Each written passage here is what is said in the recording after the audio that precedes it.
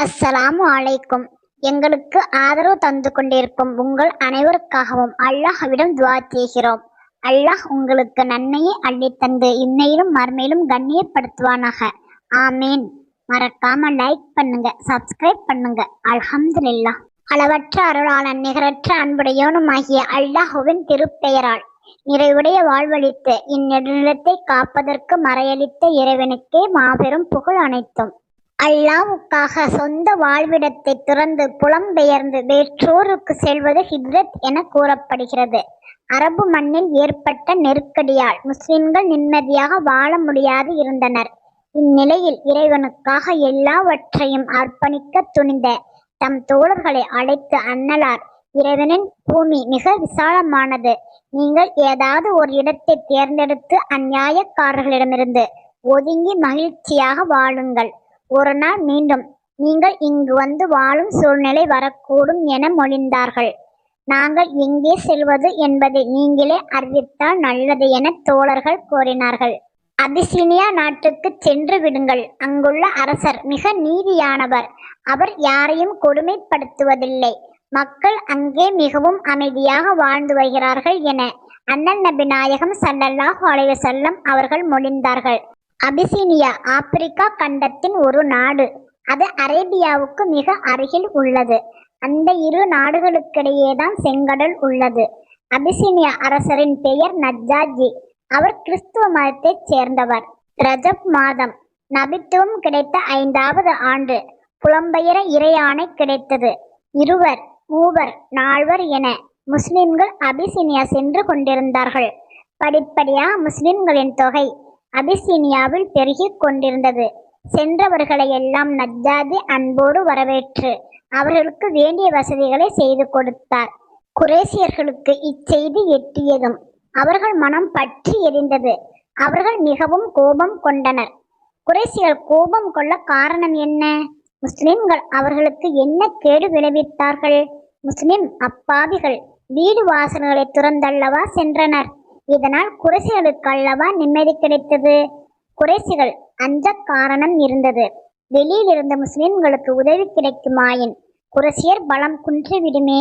குறைஷியர் பலம் குன்ற முஸ்லிம்களின் பலம் அதிகமாக நிலைத்தலைகீழாக மாறிவிடுமே.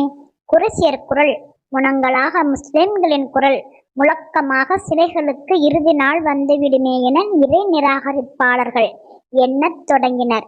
முஸ்லிம்களின் எழுச்சியையும் செயல்பாட்டையும் தடுக்க எண்ணிய குறைஷிகள் 2 தூதர்களை அபிசீனியா மன்னரிடம் அனுப்பி வைத்தனர். அபு ரபிஆவுடைய மகன் அப்துல்லாவும் ஆசுடைய மகன் அம்ருவும் அபிசீனியா மன்னரை திசை திருப்பி முஸ்லிம்களை திருப்பி கொண்டு வரச் சென்றனர். மன்னரிடம் சென்ற அவ்விருவரும் மிக பணிவுடன் தாங்கள் கொன்று சென்றிருந்த பரிசு பொருள்களை கொடுத்து கோரிக்கையை கூறினர். மன்னர் பெருமானே, எங்கள் தேசத்திலிருந்து சில குற்றவாளிகள் ஓடி வந்து தங்கள் நாட்டில் புகலிடம் பெற்றுள்ளனர். தங்கள் மூதாதையர்களின் மார்க்கத்தை பின்பற்றாத அவர்கள் உங்கள் மதத்தையும் பின்பற்றவில்லை. புதியதோர் மார்க்கத்தை பின்பற்றும் அவர்களை எங்களால் புரிந்து கொள்ள முடியவில்லை. நீங்கள் கூட அவர்கள் மார்க்கத்தை அறிய மாட்டீர்கள். அவர்களால் நாங்களும் எங்கள் தலைவர்களும் பல்வேறு துன்பங்களுக்கு ஆளாகியுள்ளோம். அவர்களை எங்கள் தலைவர்கள் தங்கள் அனுமதியுடன் அழைத்து வரச் சொல்லியுள்ளார்கள் என குறைஷி தூதர்கள் கூற மன்னர் சிந்தித்துக் கொண்டிருந்தார். அப்போது அங்கிருந்த பாதிரியார்கள் குறைஷிகளுக்கு ஆதரவாக பேசினார்கள். பாதிரியார்கள் அவ்வாறு பேச காரணம் இருந்தது. குறைஷி தூதர்கள் மன்னரை சந்திக்கும் முன்பு பாதிரியார்களை சந்தித்து அன்பளிப்புகளை வழங்கி தமக்கு ஆதரவாக பேசும்படி கேட்டுக் கொண்டிருந்தார்கள். எனவே பாதிரியார்கள், மன்னர் பிரானே, இவர்கள் கூறுவது முற்றிலும் உண்மையே. நம் நாட்டில் நுழைந்துள்ள குற்றவாளிகளை அவசியம் இவர்களிடம் ஒப்படைத்து விடுங்கள் என மன்னரிடம் பரிந்துரை செய்தனர். ஆனால் நஜ்ஜாஜி மறுத்து விட்டார். இவர்கள் சொல்வதை கேட்டு நாம் முடிவுக்கு வர முடியாது. அவர்களையும் அழைத்து கேட்க வேண்டும். அவர்கள் தம்மிடம் புகலிடம் தேடி வந்திருக்கிறார்கள். அவர்களை அழைத்து வாருங்கள் என மன்னர் கூற குறைஷி தூதர்கள் பீதி அடைந்தனர். மன்னரின் ஆணையை ஏற்ற படை வீரர்கள் முஸ்லிம்களை அரசவைக்கு அழைத்து வந்தனர். அழைத்து வரப்பட்ட முஸ்லிம்களிடம் மன்னர் நஜ்ஜாஜி கேட்டார், நீங்கள் உங்கள் மூதாதையரின் மார்க்கத்தை விட்டு விட்டதாக அறிகிறேன். எங்களுடைய மார்க்கத்தையும் பின்பற்றவில்லை. எல்லா மார்க்கங்களையும் வெறுத்து ஏதோ ஒரு புதிய மார்க்கத்தை பின்பற்றுவதாக கேள்விப்பட்டேன். அது என்ன மார்க்கம் என கேட்டார். இதை கேட்ட முஸ்லிம்களிடையே இருந்த அபூ தாலிபின் இளைய மகன் ஜாபர் அலி, அரசரே, நாங்கள் அறிவினர்களாக இருந்தோம். கெட்ட செயல்களையே செய்து வந்தோம். இறந்தவற்றை சாப்பிட்டோம். அண்டை வீட்டாருடன் சண்டையிட்டோம். பலசாலியானவன் பலவீனர்களை அடக்கி வைத்திருந்தான். இத்தருணத்தில் அல்லாஹ் எங்களிடையே எங்களில் இருந்தே ஒரு தூதரை அனுப்பி வைத்தான். அவரின் கருணையால் வேதமும் அருளப்பட்டது. அல்லாஹுவின் தூதரை நாங்கள் நன்கு அறிவோம். அவர்கள் உண்மையும் தூய்மையும் வாய்க்க பெற்றவர்கள். அவர்கள் எங்களை சத்திய மார்க்கத்தின்பால் அழைத்தார்.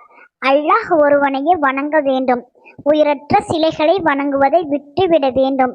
நாணயத்துடன் நடந்து கொள்ள வேண்டும். உறவினரை பேண வேண்டும். ஒருவர் மற்றவருடன் அன்புடன் நடந்து கொள்ள வேண்டும். அண்டை வீட்டாருக்கு உதவ வேண்டும். அநியாயம் செய்தல் கூடாது. விபச்சாரம் போன்ற தீய செயல்களில் ஈடுபடக்கூடாது. அனாதைகளின் பொருள்களை அபகரிக்க கூடாது. கண்ணியமான பெண்களின் மேல் பழி சுமத்த கூடாது. தொழுகையை கடைபிடிக்க வேண்டும்.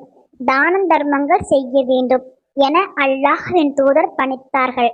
நாங்கள் அத்தூதரை உண்மையாளர் என அறிந்திருந்ததால் உடனே அவர்கள் அல்லாஹ்விடமிருந்து பெற்று தந்ததை மனமுவந்து உள்ள தூய்மையோடு ஏற்றுக்கொண்டோம்.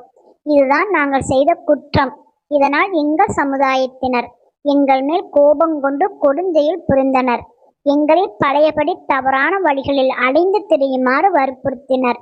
நாங்கள் சொந்த நாட்டில் வாழ முடியாது மூச்சு முட்ட நின்ற நிலையில் தங்கள் நாட்டில் நிம்மதியுடன் வாழ வழி தேடி தஞ்சம் புகுந்தோம்.